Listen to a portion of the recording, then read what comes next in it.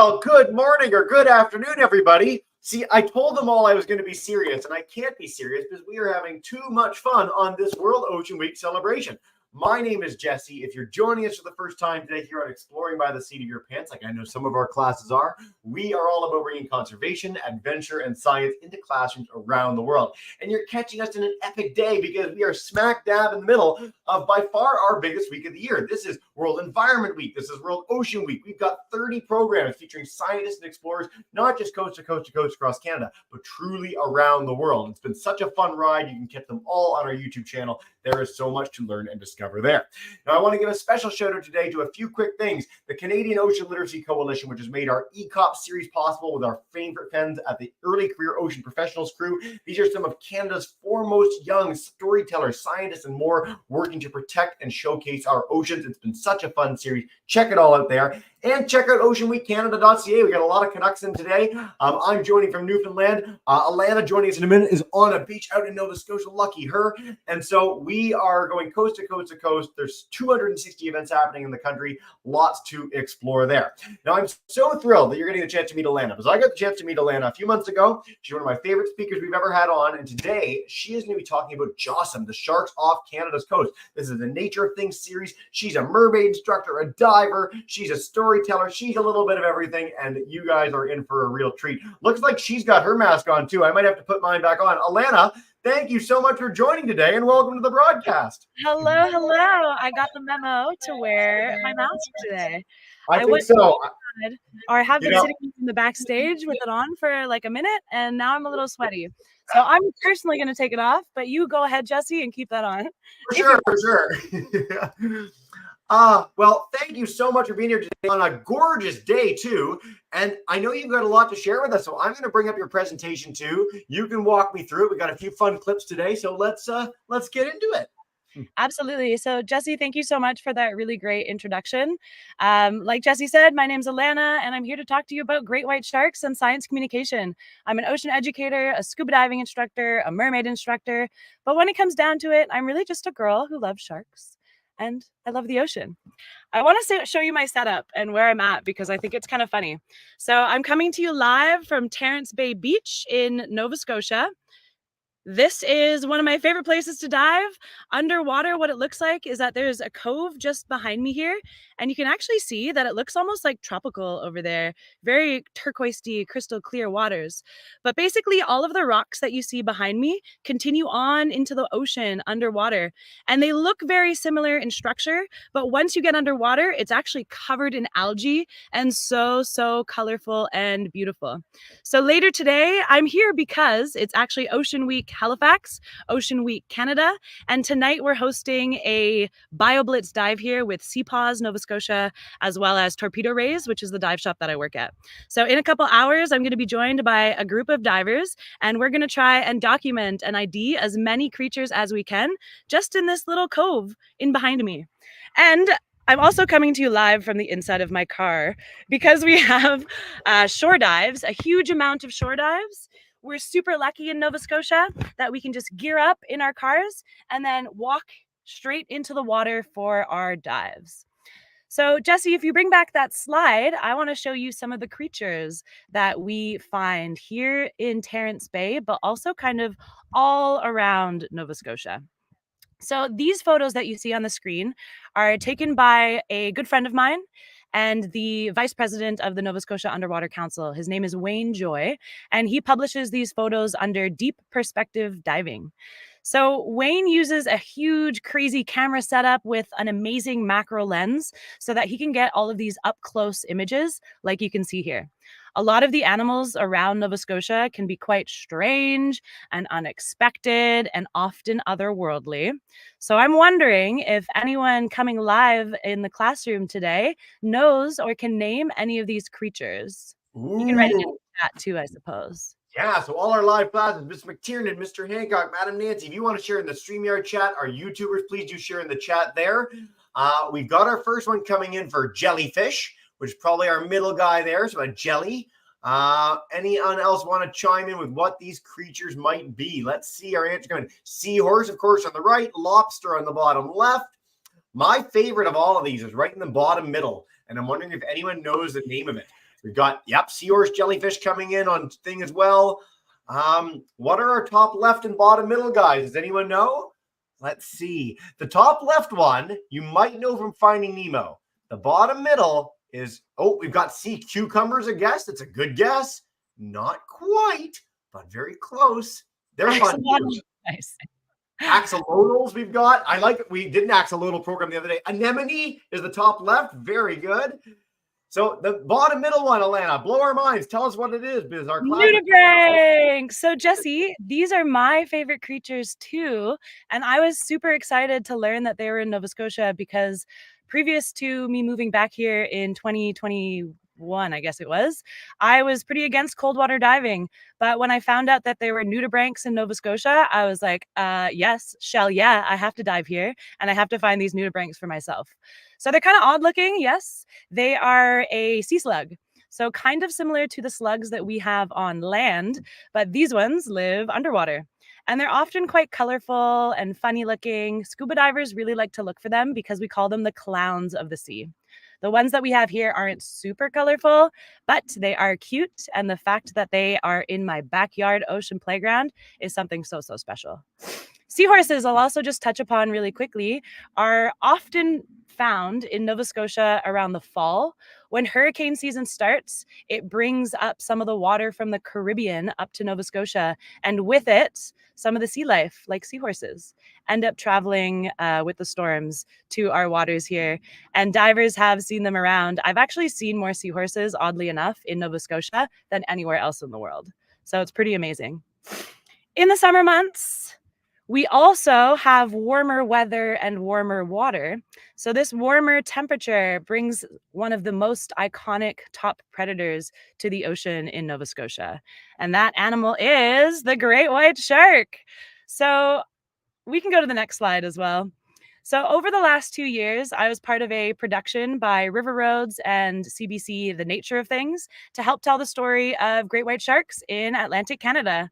So the story consists of myself, Nick, and Art, who are the team of shark nerds.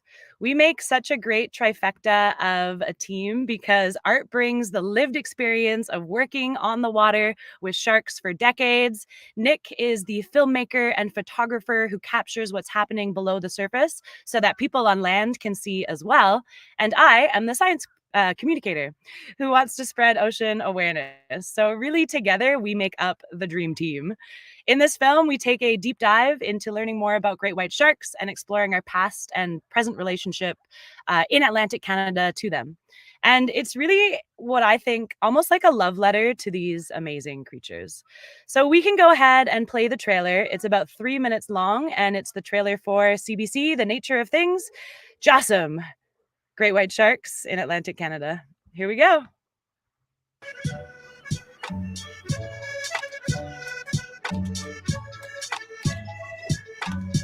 Regulars in. My name is Alanna, and I'm a scuba diving instructor, an ocean educator, and I love, love, love the ocean.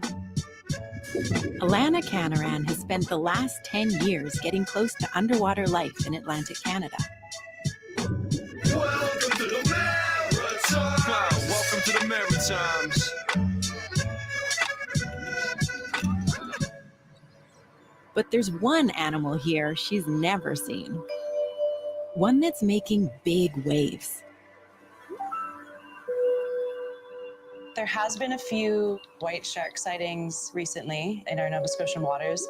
Unfortunately, after that happened, some people were afraid to go in the water. Oh my God, it's huge! See if I ever swim again. Oh, look, he just bit us. Wow.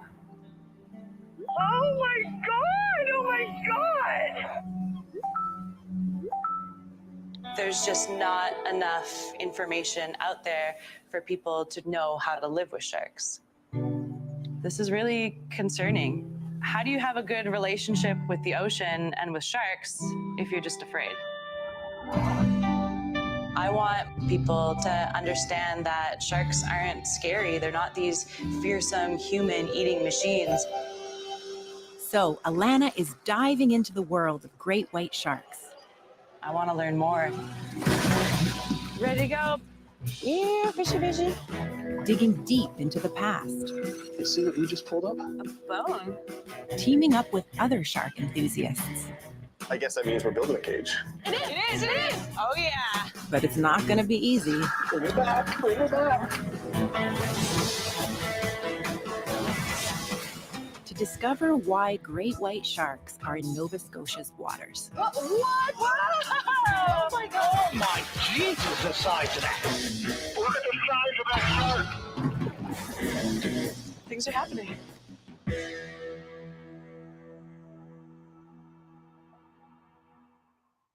Yeah. Thanks for playing that, Jesse. So that is the trailer for CBC, The Nature of Things documentary, Jawsome, all about great white sharks in Atlantic Canada. I encourage all of you to watch it for yourself. I'm not going to walk you through step by step of what the show goes through, so I'll save some of the information in there for you to watch. For those of you living in Canada, you can stream the film for free on CBC Gem. So let's talk a little bit more about these super charismatic sharks. Let's go to the next slide. Great white sharks are, so here we can actually see a group of students on the boat. And this was my first time seeing great white sharks ever above water, using GoPro footage, as well as seeing them break the surface once in a while. We can also see the producer here, and she's the real star of the show, I must say.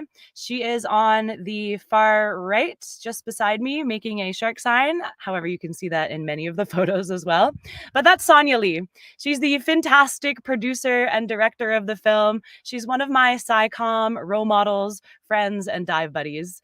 So truly, this film is brought to you by Sonia, and she did such a fun job making it a very different shark documentary in that it's a little bit quirky, very Wes Anderson vibes. So great work, Sonia. I also want to give a quick shout out to Melissa and Todd Labrador for sharing the Indigenous knowledge about coexisting with sharks for thousands of years. They're also working with community groups in Nova Scotia and the government here to create a protected area for Pemsic, which is all along the south shore of Nova Scotia, where actually most of this show was filmed. So go watch it for yourselves. And let's go on to the next slide. So we're going to talk a little bit more about these great white sharks. Great white sharks are actually considered to be vulnerable species around the world, but here in Canada, we've listed them as endangered. And that's because we really don't know much about them. And they're quite difficult for us to study because they're so highly migratory. And well, they kind of live these secret lives. So Arcatan, the shark scientist, the shark citizen scientist, decided to start up a citizen science program with students to do a photo ID tagging to learn more about their behavior and to help identify individuals to determine if it's the same great white sharks that we're seeing over and over again, or if it's a bunch of different ones visiting local waters throughout the year. In the next videos, I want to show you how we captured these photo ID of great white sharks. So we had a whole bunch of tuna heads and tails in that first video there that we tied onto lines to be dropped in the water.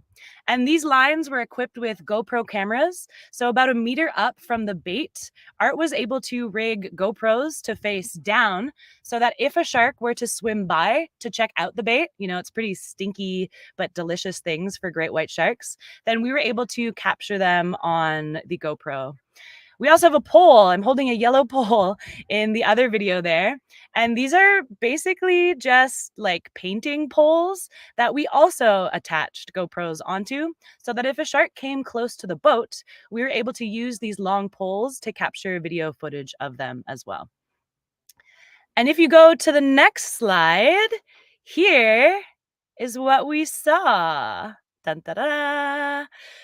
So the GoPros that were attached to the lines were able to capture some amazing footage of these sharks, and we were able to see different parts of the sharks that we could use to identify which individual we're seeing, or if we're seeing totally different species, like I mentioned throughout the summer. So spoiler alert, There's actually way more great white sharks out there than I ever thought. It's pretty amazing because I'm a scuba diver, and as scuba divers, we often travel the world to see sharks. But the fact that we have these iconic, probably the most iconic shark species living in our own backyard is just so fantastic to me. I have the chance to see these epic sharks right over here. Truly amazing. So, in the week that I was out with Art in 2021, we saw 8 different individuals. And in the 6 weeks that Art operated, he actually identified 30 different sharks. And none of these, by the way, were tagged by OSearch that some of you might be familiar with who do the shark tagging along the eastern seaboard of North America. So pretty amazing that we saw 30 different ones and none of them were tagged. So there's been an increase in sightings and interactions over the last few years. Divers are spotting them underwater, dead ones are washing up on shore like never before, and boaters are starting to see them swimming around and even breaking the surface once in a while. So from not really seeing very many great white sharks around, they surely are making a great comeback now. And they have, yes, been around for thousands of years. And the people of the Mi'kmaq knew how to live with them once before. And so really now that they're making like a resurgence and we're starting to see them in quite large numbers once again, we just have to learn how to live with them once again. So David Attenborough has one of my favorite conservation quotes that goes, "No one will protect what they do not care about, and no one will care about what they have never experienced." So I'm here today to help you fall in love with white sharks for yourself so that together we can all live a better life for them. So we can put up a video about the shark sightings that we saw during the conservation shark tagging program with Art in 2021. If you want to see more professional photos, check out the documentary Jawsome, because you'll see how Nick and Nick as a duo team were able to capture even more incredible videos than the ones that you can see here. So while we're watching this video, I'm going to share some of the really cool adaptations that sharks have. Number one is that they're super fast swimmers, and they're also the largest predatory fish in the sea. They are a type of fish. They can grow anywhere from about 4 meters to 6 meters. That's about 12 to 20 feet long. And they're super streamlined, as you can see. Their body almost looks like a torpedo. And that allows them to swim super quickly, as well as their powerful tail. They're able to swim through the water at approximately 60 kilometers per hour. Truly incredible. That's faster than you're supposed to drive on residential streets here in Nova Scotia. So that's super quick, if I might say. Great white sharks also get their name because of the white underbelly that they have. This actually helps with their camouflage because by looking below them, you see the dark water and their dark body. But if you look above and they're swimming above you, their white belly kind of helps camouflage them against the sunlight shining through from above. So in some of these videos too, you're able to see their mouth pretty well. What you'll notice is that they have many, many, many sharp triangular teeth. I actually have a tattoo of a shark tooth right here. It's supposed to resemble a great white shark tooth. And they have about 300 of these super sharp triangle teeth in their mouth and have 7 rows of teeth ready to go. So if one tooth in the front gets wiggly and falls out, no worries. The shark has another tooth ready that will push forward, and so it can chomp and eat all of the delicious things that it wants to. Don't be afraid though, these teeth can be a little bit scary, but truly humans are not on their menu. We don't taste good to them. So what do they eat? Well, when they're young, they feed on small prey like fish and rays. As they get older, they start to eat things that are bigger, like mammals. They'll eat things like seals, which is probably one of the main reasons that they're attracted to our Nova Scotian waters. And they'll even eat small whales. The bait that we're using here is tuna, by the way. So great white sharks have a really strong sense of smell. They can actually detect a colony of seals from 2 miles or 3 kilometers away. And if there's a drop of blood in if there's just 1 drop of blood in 100 liters of water, great white sharks can smell it, and they can even identify that blood as food that they want to eat. Pretty amazing. Another fun fact is that when great white sharks give birth, the mother will often give birth to somewhere between 2 to 10 individuals. That's quite a few. And the mothers aren't very maternal, to be honest, as when the pups are born, they just have to fend for themselves and they immediately swim off into the ocean without their mother to take care of them. So yes, great white sharks are top predators, but orcas and killer whales have actually been known to hunt great white sharks. Orcas are a social creature. They hunt in pairs or sometimes in pods or groups. And what they'll do is bash into the side of a great white shark. Imagine doing that. And they will take a very precise bite out of their side to just suck out their livers. Kind of wild.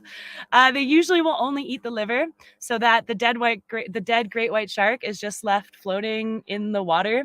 And it actually was a mystery for a while why these sharks missing livers were washing up on shore. But now we know it was likely due to orcas. So yes, sharks are these fearsome creatures by sight, but truly sharks need our help and we also need their help too. So just a quick warning before we switch to the next photo. It's kind of gross, kind of sad, but also really cool. There's your disclaimer. Here we go. So one of the other reasons I wanted to bring you to Terrence Bay with me is because it was actually just around the corner from here, right over, oh, you can't see my finger, right over there, around the corner at a government wharf. My dive buddy and I, Sarah, stumbled upon a dead great white shark on the seafloor. We were not expecting to see that. I was hoping that my first shark sighting on scuba would be a live one. But unfortunately, what we think happened was that fishers may have accidentally caught the shark, or maybe it was feeling ill and perished, but we just ended up stumbling upon it on one of our dives. We reported it to MARS, the Marine Animal Response Society, and we thought they were going to float the animal and collect samples of it so that we could learn more about it. But they actually didn't have the means to float it. So Sarah and I, as trained dive professionals, went back with MARS to do what I believe has been the only ever great white shark necropsy done underwater. It was pretty gross, but it was also one of the coolest things that I've ever done. We took samples of the shark so that we can take it back to a lab and learn more about it. I don't believe the exact cause of death has been determined, but it's really interesting that we could use this strange experience to then learn more about these sharks in general. So let's go to the next page, just so we're not looking at a dead great white shark for too long. And sometimes it takes these iconic species like great white sharks to get people to care about the ocean as a whole. My hope here is that people will fall in love with sharks and realize that a healthy planet needs a healthy ocean, which needs a healthy population of sharks to stay balanced. I really love what I do because I get to communicate science in a responsible way. And responsible science communication can really foster deeper appreciation and a deeper understanding of the ocean. So by showcasing things like great white sharks, I'm hoping to generate interest and awareness about the ocean as a whole. So why sharks? It's actually bigger than sharks, really. Sharks are these charismatic, large creatures. They do get a lot of attention when we think and talk about them, and they do seem to invoke a lot of emotion, whether it's fear, excitement, sadness, or joy. They're kind of like the poster child when it comes to conservation because people are really, really curious about them. So shark education is more than just about sharks. It becomes a tool for ocean conservation. It's often easier for people to get excited and care about the ocean when it comes to talking about something specific, like an animal, especially something like a great white shark, rather than a very more vague kind of concept that's harder to understand, like climate change and biodiversity loss. So using shark education as a tool, I'm hoping to help people make connections and develop a desire to protect the ocean as a whole. So I have this slide up here because one of the last scenes in the documentary Jawsome was with Art, Nick, and myself doing shark outreach at Ocean Week Halifax last year.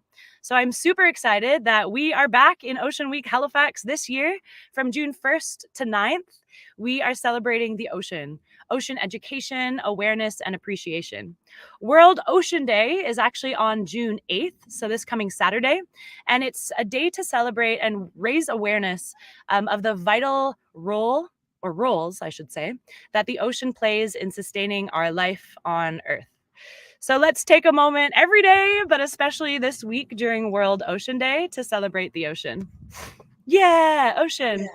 For those of you in Halifax, you are invited to the Queen's Mark on the Halifax waterfront on June 8th to celebrate the ocean with us. We have a whole bunch of ocean partners coming out, some shark stuff included, to celebrate and learn more about our great blue ocean playground. So if you're not in Nova Scotia, no worries. There are still things that you can do to celebrate the ocean, such as visiting Ocean School to learn more about ocean education. So you can check out Ocean School for more free educational content, like 360 videos that talk all about sharks and adaptations, like in Sharks Are Awesome. And all of our videos come with a piece of media, or all of our media comes with a piece of educational content or an activity to further the learner's journey. So for Sharks Are Awesome, the idea here is to create a comic book about how sharks have really cool superpowers or adaptations. You can scroll through the next 2 slides to give the viewers just an idea of what kind of facts you can work with to create your shark comic for yourself. And you can switch to the next one after this, and the next one.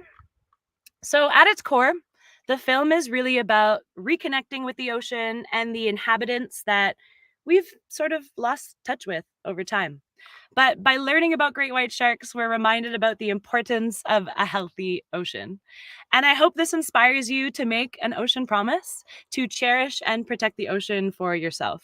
So Ocean School also has a campaign going on right now called Make Your Ocean Promise, where we encourage you to make a promise that you can keep to the ocean to live your life for a better ocean. So my ocean promise is that I am going to promise, or I do promise, to use my voice for ocean conservation.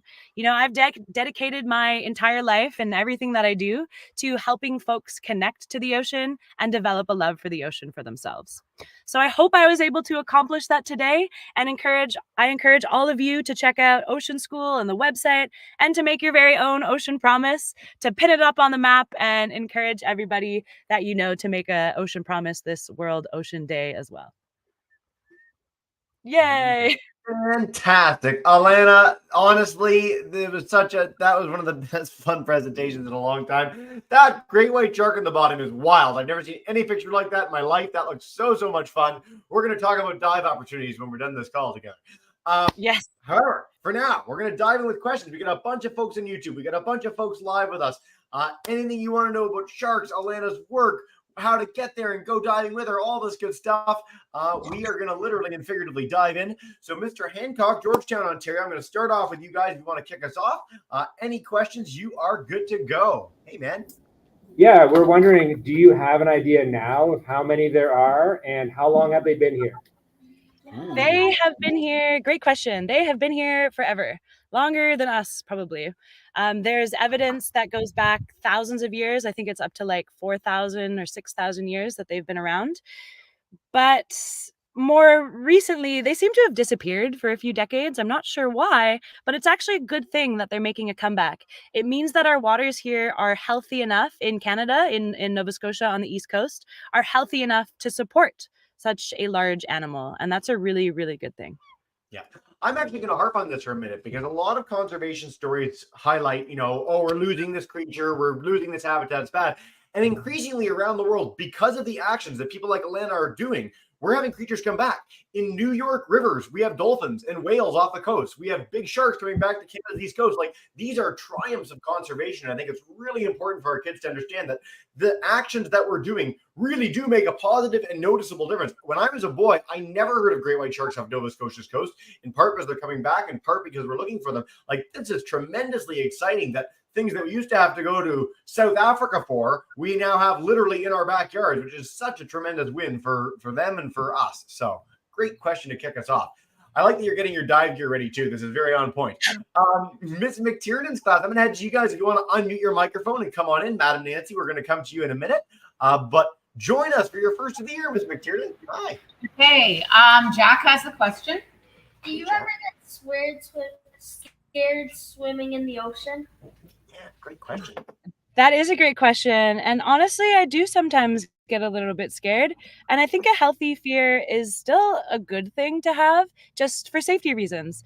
I don't want to get separated from my buddies. I don't want to dive in an unsafe environment. So yeah, being a little bit afraid is a good thing, but also pushing yourself and doing things outside of your comfort zone are just as important as, breaking through the fear.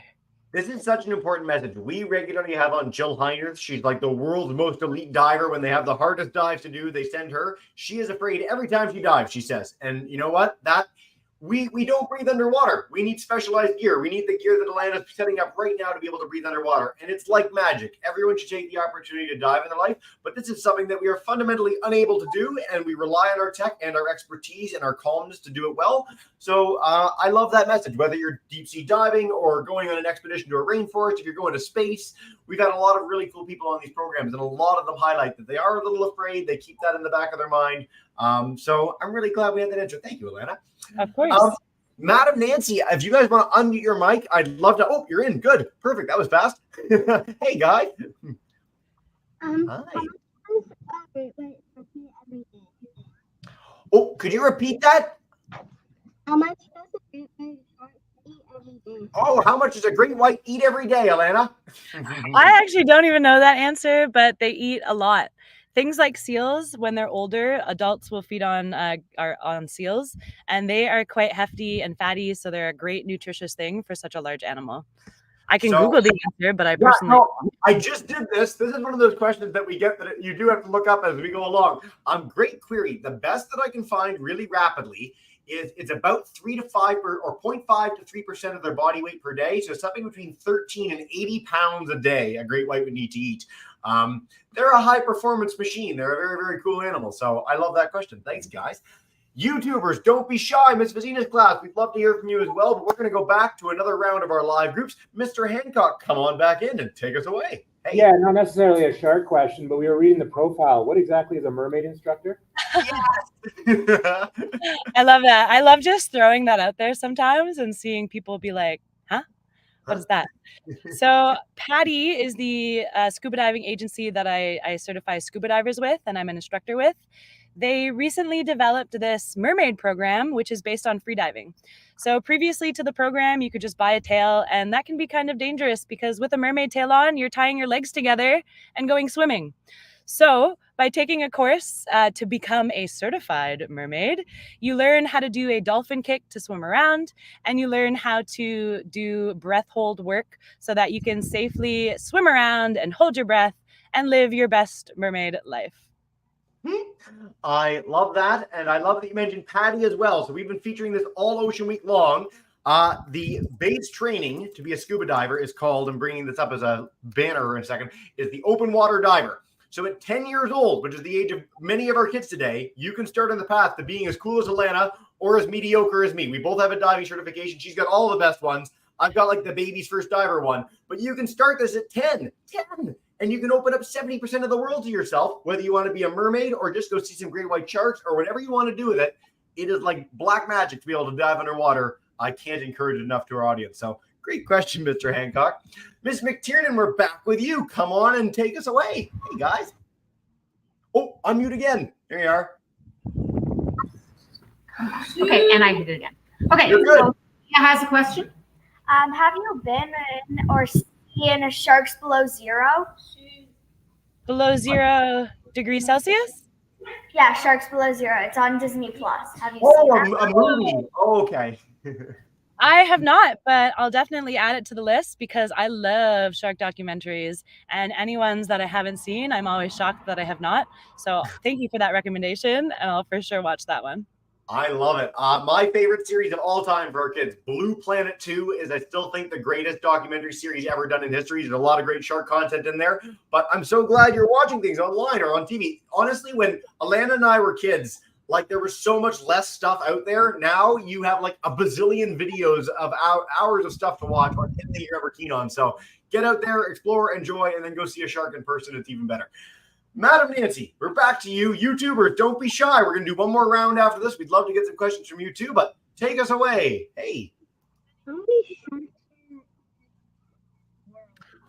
Oh, so again, your guys' audio is really kind of wonky. So, Madam Nancy, if you could repeat that actually to us, just really close to the camera. Sorry. How many types of sharks are there in the world? Ooh, great question. There are over 400 different species of sharks in the world. We get like 6 different ones in Nova Scotia. And depending on where you live in the world, you'll have, you know, many different species, or maybe you'll just have a couple. But they can be found all over the world in any of the ocean. I always like harping on the fact too that sharks are virtually unchanged for a bazillion years. Like dinosaurs come onto the scene about 250 million years ago, which is an unfathomably long way in the past. Sharks are almost twice as old as that. And you can find sharks, like fossil sharks, that look exactly like sharks today. They're so cool. Everyone should also look up a cookie cutter shark because they're super weird and super neat. And that's my plug of the day. Have you seen one of those ever? No, I'd actually be more afraid of seeing a cookie cutter shark than a great white shark, I think, because as their name alludes, they take cookie cutter chunks by biting creatures like whales or other bigger sharks to eat. So I don't really want to see them, I don't think. I'll take a chunk out of my dry suit and I'll flood and I won't be happy. Thank you for that very much in my day. Mr. Hancock, we're going back to you one more round, Alanna, and then we're going to let you get in the water because it just looks like a perfect day to go diving. So come on in, Georgetown. Take us away. Thanks. We were wondering, how do you tell the gender of a shark? Ooh, great question. So in the video, in the longer video that I showed, you can identify these sharks pretty easily, actually. So male sharks will have these 2 kind of dangly bits called claspers along the lower part of their body, kind of near their tail. And these are used for reproduction. So males have this and females do not. So if you can get a glimpse of them underneath, then you can tell a little bit easier. You can also tell without seeing the underside of the shark, but it is more difficult. Usually females are bigger and they often have a really chunky tail. Okay. Chunky The cows. classroom note is really interesting. I'm so glad we got this. A lot of our classes are in the general Toronto area today. If you go to Ripley's Aquarium, you can very easily see the claspers. These are not unobvious things. They're huge. They're clear. Sometimes you'll see them sort of unfurl, which is really freaky. So there you go. Great question, guys. Ms. McTiernan, we're coming to you, and then we'll wrap up with Madam Nancy. Again, I just want to do a plug, oceanweekcanada.ca. Check out our econ series and the Canadian Ocean Literacy Coalition, and I will send along all of Alanna's ocean school work to all our classes after if you want to keep the learning going, make your pledge, do some really great stuff. Ms. McTiernan, come on in and take us away. Hey. All right, Grayson has his last question. Why do hammerhead sharks' heads look like a hammer? Yes. Great question. So they actually use their hammerhead shark to hunt for prey. Sometimes they'll use it to dig in the sand, almost like a shovel, to find things like stingrays that are buried underneath. And they also have all of these fun sensors all along their head that help them detect electricity. All sharks have this, and they're able to detect even our heartbeats and our muscle movements, so that even if they can't see a creature, they can feel it, or they can even smell it. But they can mostly feel it with their big heads so that they know where this creature is that they want to eat. Yeah. Hammerheads are some of my all-time favorite sharks. They also have some of the coolest Latin names in all of nature. When I was a kid, when I was like the age of the kids in the classes, I have a book. It's on this shelf. It has like all the sharks, all their stats, all their Latin names, and I had my mom quiz me on them. Hammerheads are the best. They're like the coolest group of animals ever. So I'm so glad we got a question on them. So cool. Madam Nancy, we're going to wrap up with you with one final question, and then we're going to bring everyone in to say thank you and farewell in a minute. But take us away with one final query. He's talking. Oh, you're What's good. the oldest great white shark? Ooh, good question. Oldest great white shark. So it's hard for us to determine the exact age of great white sharks, but here in Nova Scotia last summer we saw almost a 20-foot great white shark, and that was estimated to be 20 feet great white shark, and that was estimated to be about 70 years old. So Wow. They live to be about the same age. They have the same longevity as us humans. Cool.